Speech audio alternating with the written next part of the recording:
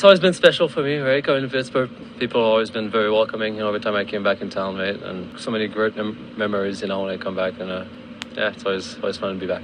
Marc-Andre Fleury. The man holds a very special place in my heart. And while we still see the big three in Pittsburgh today, this three-headed monster was once four, and Fleury was the OG. So tonight, as the Minnesota Wild came into Pittsburgh, with his possible retirement looming, the obvious storyline was that this could be the last time he played in Pittsburgh. And yet, despite this being the first of a doubleheader for the Wild, he was not the starter. Now, this was all the rage on social media, but truthfully, I think it was the right call. Every time he comes back, he's got to go through a rush of memories. He said as much after Montreal, that it's not something he wanted to do again. And when he made his initial return back to Pittsburgh, he received a solid minute-long standing ovation. I mean, mentally, that just puts even more pressure on a guy that still has a job to do. Plus, it gave him the time to prank Kris Letang before warm-ups, as he almost wore the white bucket.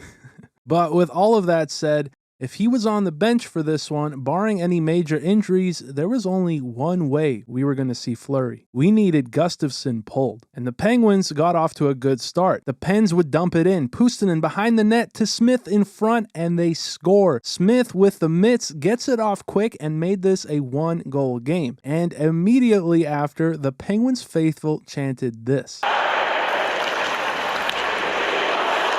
short your top point. We want Fleury. But one goal wasn't going to be enough, and as the first was winding down, the Penguins went on the power play, which gets us over to the second, where on that power play, Crosby to Karlsson rips one and they score. Guentzel getting a piece of this one in front with his 14th, put the Penguins up by 2, and with that, Crosby also took sole possession of 13th overall in points. Pretty cool. But again, with that, the chants came raining down. I can tell you that.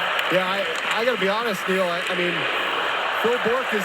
And just 3 minutes later, Penguins 2-on-1, Puustinen to Malkin, and they score again. It was 3, Puustinen freezing him, great pass to Malkin with the wide open net, made it 3-zip. And you know what came next. So at some point, you got to make a decision as to what gives you the best chance in Boston. We want Fleury, here it is.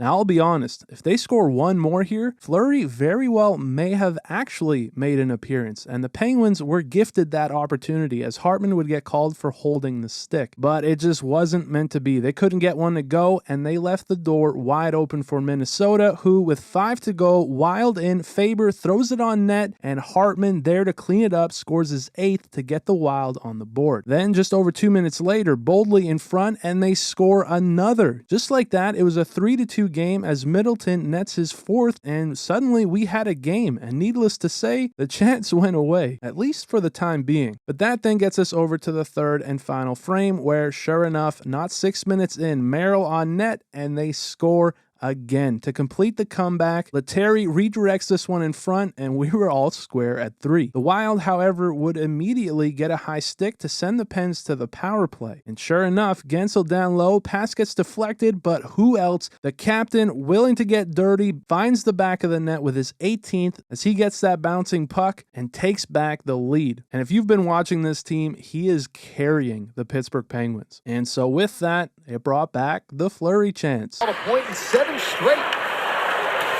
Shot on goal there is... Now, it wasn't long after that this happened. Hartman down and immediately went off the ice. But on replay, even though this was a sketchy call in my opinion, Hartman did draw the double minor here to give the Wild a huge opportunity on the power play. Nevertheless, though, the Penguins were able to kill this one off, and so that then gets us to the final moments. The Wild pull Gustavsson, and with the empty net, Nedeljkovic went for the goalie goal, but it gets knocked out of the air, as this would have been insane. But with that, the Penguins would hold on to take this one 4-3, and we never did get to see Fleury. Guess we'll have to wait until the day his number inevitably gets raised to the rafters. But that's about it for this one. Thank you guys so much for watching. I appreciate it very much, and I will see you in the next one.